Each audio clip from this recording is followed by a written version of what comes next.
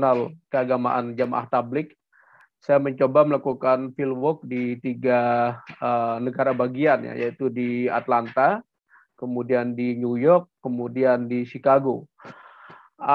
Tentu ini termasuk proyek yang cukup ambisius, ya, keliling di 3 negara dengan ya artinya cukup menghabiskan dana lah begitu, dana riset yang diberikan oleh Fulbright. Tapi saya sangat menginginkan untuk keliling begitu, karena riset saya ini saya kebetulan banyak menekuni riset antropologi, ya, etnografi, langsung ke lapangan, menginterview informan. Ternyata tidak semudah di Indonesia begitu. Jadi di US itu very stressful, ya. Selain cultural juga kemudian kita butuh pendekatan gitu untuk studi di lapangan. Kalau di Indonesia kan orang datang, ya, menerima kita senyum senang gitu. But in the US you have to be really struggling, ya. You have to prove who are you, what agent you want to work for, ya. Jadi mereka selalu menanyakan saya ini siapa begitu. Next. Oke, di sini saya riset tentang Jamaah Tabligh, ya. Ini judulnya Tablighi Jamaat in the US, Cultural Integration, Religious Education and Countering Radicalism, ya. Jadi saya hostnya di Universitas Emory. Saya kebetulan bekerja sama dengan Bapak Florian, ya, Dr. Florian Pohol. Kebetulan beliau di Oxford College-nya. Jadi sebelum teman-teman di Emory itu menempuh S1, mereka harus 2-3 tahun dulu di Oxford College, ya. Jadi ini kalau dari kampus utama perjalanannya sekitar 30 menit. Nah, saya sendiri tinggal di dekat kampus, ya, di sebuah apartemen. Nah, saya ke sana ya 1 kali seminggu lah ke tempat Mas Florian, ya, tempat base saya di sana. Karena agak jauh dari kota begitu. Tetapi kampusnya sangat indah, ya, di Oxford College itu. Itu seperti kayak di film-film, ya. Very interesting. Ya, di sini pengalaman riset lapangan ini yang ingin saya sharing sedikit kepada teman-teman. Tantangannya cukup berat, ya, di US karena pertama, saya ada kendala masalah transportasi di sana, ya. Kebetulan tempat saya tinggal di Atlanta ini, ya, transportasi bis cukup susah, ya, untuk menjangkau lokasi-lokasi riset saya. Misalkan saya harus menempuh sekitar 30 menit, ya, naik Grab. Ini cukup menyita waktu dan juga menyita dana begitu ketika saya ke lapangan. Kemudian yang menarik, kebetulan Jamaah Tabligh ini kan mungkin teman-teman sudah dengar, ya, yang biasa dakwah di masjid-masjid, mengetuk pintu orang begitu. Nah, mereka di US sedikit berbeda dengan di Indonesia, ya. Seperti kita tahu Indonesia mereka sangat welcome, ya, terbuka kita datang ke masjid. Sebenarnya sih mereka welcome, ya, tetapi ketika mereka melihat saya siapa, mereka mempertanyakan what I want, ya. Apa misinya begitu. Saya cukup dilema, ya, sebagai peneliti pada waktu itu. Ada satu informan, dia Jamaah Tabligh, ini orang pertama kali saya temui. Saya menyampaikan maksud saya ini sesuai dengan etika penelitian. Lalu dia mengatakan, kamu tidak bisa riset Jamaah Tabligh di sini, itu hanya buang-buang waktu begitu. Kami tidak tertarik. Nah, ini menurut saya cukup shock juga dengan jawaban mereka, tetapi saya tidak menyerah begitu. Saya tetap ke masjid mereka, ya, tiap sekali mereka kumpul malam Jumat, kemudian mereka nginep di sana 2 malam lah, ya. Nah, saya biasanya kalau datang ke sana, saya nginep di sana. Ya, saya pura-pura menjadi jamaah, ya. Nah, ini saya tidak berani lagi mengatakan saya mau riset begitu, karena mereka pasti menolak, ya. Akhirnya saya coba melihat apa diskursus mereka, apa yang mereka bicarakan, ya.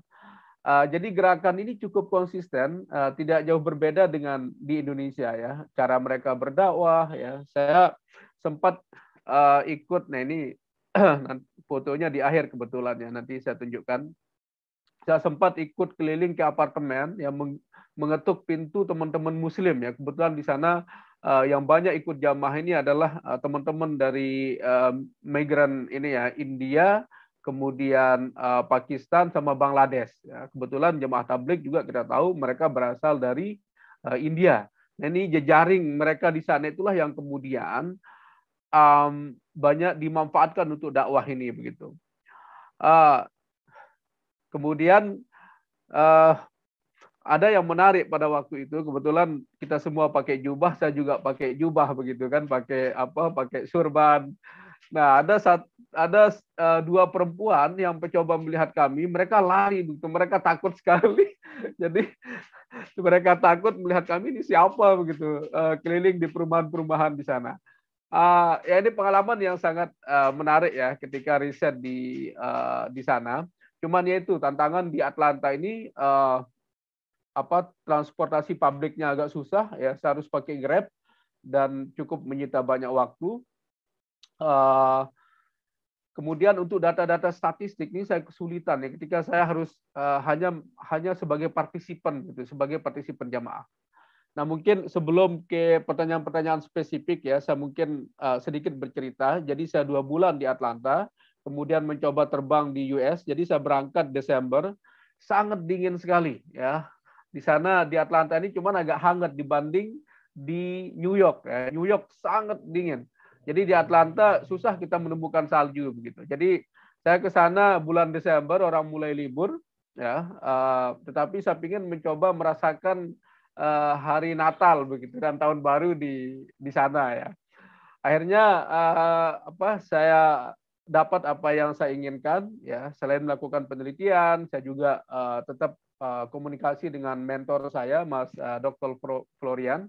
Jadi kami selalu sholat Jumat bersama, dia jemput saya begitu. Nah ini kesempatan saya untuk melihat bagaimana perkembangan Islam di sana. Jadi kalau bicara masjid di Atlanta itu kalau tahun-tahun 60-an itu masih bisa dihitung jari begitu. Sekarang mungkin ada sekitar 200-an masjid ya yang ada di Atlanta. Ini saya kira perkembangan yang luar biasa. Nah kemudian saya sekitar 3 minggu di mana di New York, saya terbang ke New York juga mencoba mengunjungi markas mereka di sana. Di sana pengalaman saya cukup menarik ya, karena saya ingin ikut berdakwah ke mereka ya. Biar saya irit juga untuk living cost begitu, karena saya nyewa hotel di sana. Saya bilang saya ingin ikut dakwah gitu, menghabiskan waktu lah, karena mereka ada program 10 hari ya, ada 15 hari. Akhirnya malam-malam saya dipinjemin alat-alat begitu, alat untuk tidur, selimut ya, karena besok mau berangkat. Nah, tetapi mereka tidak pernah bertanya saya ini siapa begitu. Mereka pikir saya bilang ya saya kebetulan ada di US, saya ingin ikut dakwah begitu, melihat aktivitas dakwah. Yang menarik pada malamnya ini salah saya juga ketika teman ini ya orang Pakistan dia mulai agak dekat dengan saya, lalu saya cerita bahwa sebenarnya saya ingin menulis tentang sejarah Islam begitu, ingin tahu apa sih kontribusi teman-teman jamaah tabligh. Nah setelah dia dengar saya begitu, dia kaget ya, tetapi tidak, malam itu oke-oke saja. Nah pas subuhnya tiba-tiba dia bangunin saya sholat subuh. Nah tetapi setelah sholat subuh dia bilang sama saya bahwa alat-alat itu mau dipinjam orang begitu. Saya bilang berarti saya nggak ikut huruj ini, saya bilang. Oh nggak bisa katanya. Ya sudah saya bilang. Dalam hati saya ini kamu muslim beneran atau enggak gitu. Masa tapi ya itulah dinamika internal ya. Bagaimana kita mengambil data di lapangan di Amerika. Kemudian setelah di New York ya saya mendapat musibah, ibu saya meninggal. Ini susah sekali pada waktu itu. Saya harus balik ke Indonesia ya, untuk menghadiri 9 hari beliau. Jadi meninggalnya hari Minggu, saya bingung mau nelpon siapa begitu di sana ketika saya balik dari New York ke Atlanta. Kemudian saya sempat pulang ke Indonesia, kemudian riset balik lagi ke Chicago ya. Jadi di Chicago saya 1 bulan, jadi cukup saya selesaikan programnya 5 bulan di sana. Nah di Chicago inilah saya banyak sekali dapat data karena saya bertemu dengan teman-teman dari Myanmar ya. Dari Rohingya yang kebetulan menjadi pengungsi di sana, dan di sana mereka ikut jamaah tabligh. Jadi mereka ada yang bisa berbahasa Melayu, ya. Nah kemudian disinilah saya memperoleh pengalaman yang luar biasa. Cuman kesan saya ya, karena kita di sana banyak masjid ya dikelola oleh para imam. Nah imam-imam ini mereka kadang-kadang nggak mau terima begitu. Saya email mau ketemu mau wawancara mereka menolak ya. Ya bukan menolak, mungkin mereka sibuk, tetapi ya yang jelas pada waktu itu ada kasus kekerasan yang ada di New Zealand. Ya, jadi saya hampir 1 bulan nggak pernah Jumatan di sana, takut juga dibom gitu. Jadi, nah ini pengalaman saya. Lalu kemudian kita masuk ke ini sedikit ada beberapa pertanyaan mengapa saya melamar ya. Jadi saya memang ingin sekali punya kesempatan untuk meneliti di Amerika Serikat. Ya.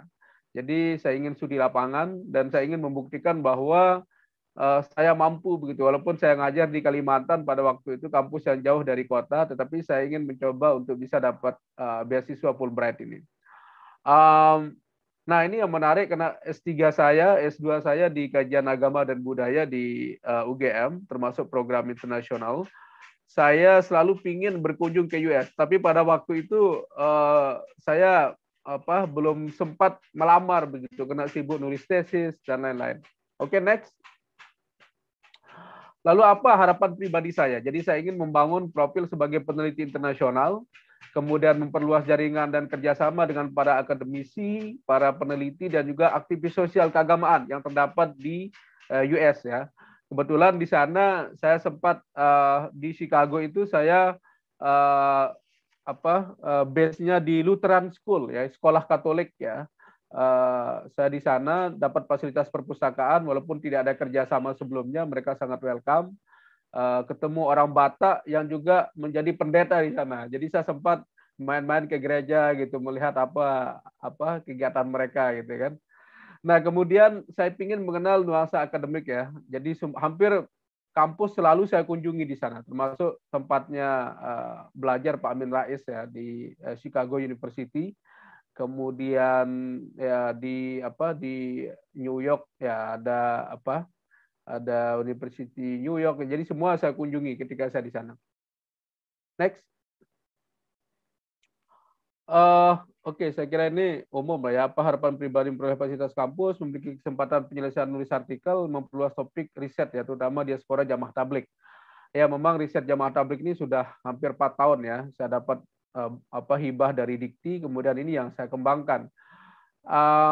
Ya, tetapi sayangnya saya sampai sekarang belum menyusun artikel ini. Saya sih ingin menyimpan dulu tulisan ini, siapa tahu tahun depan bisa jadi guru besar kan, bisa jadi pidato begitu, biar lebih heboh ya. Oke, next. Perubahan yang ingin saya capai, jadi saya ingin karir saya lebih cemerlang ya, sebagai akademisi dan sebagai peneliti, punya akses dan jaringan yang produktif ya. Kerjasama yang lebih luas, mendapat sponsor penelitian yang lebih banyak. Sebenarnya kemarin saya mau nge-play lagi Fulbright ini, tapi harus 5 tahun menunggu ya. Kemudian membangun topik-topik baru setelah riset di Amerika. Nah ini yang telah saya itu ingin saya capai ya. Bagaimana pengalaman Fulbright ya? Jadi membantu untuk membangun jaringan ya. Jadi saya sudah beberapa kali membuat kegiatan ya, seminar internasional setelah saya Fulbright itu. Saya mengundang Pak James ya, James Hostry, kemudian Florian. Kita bahas tentang radikalisme ya, kerjasama dengan lembaga saya di UNRAM, namanya Islamic Culture and Society. Ini saya kebetulan menjadi direkturnya di UNRAM. Ya, jadi kami tahun kemarin mengadakan seminar internasional. Jadi udah masuk proceeding. Jadi ya alhamdulillah ada manfaatnya lah begitu. Jadi tetap ada komunikasi dengan Emory University. Next. Jadi tetap terhubung ya Pak ya? Ya, tetap terhubung. Masih ada waktu atau udah selesai? 1 menit lagi boleh Pak. 1 menit lagi ya. Bagaimana pengalaman Fulbright menunjang dalam kehidupan profesional? Jadi kalau bicara pengalaman ya, riset di US sendiri, saya anggap ini menjadi modal yang sangat baik ya untuk membangun profil saya, seperti yang saya katakan di atas. Kemudian ya saya ingin menginspirasi lah anak-anak Lombok ya, atau anak-anak Kalimantan. Pada waktu itu saya masih kerja di sana. Habis Fulbright saya langsung pindah ke UNRAM begitu. Jadi ya di sini juga saya sempat ngisi seminar di kampus ya, memberikan motivasi kepada anak-anak muda ya. Siapa tahu suatu saat mereka bisa nge-apply begitu. Terakhir, next. Oke, nah ini sebelum ditanyakan mungkin saya jawab dulu ini. Nggak ada pertanyaannya tapi.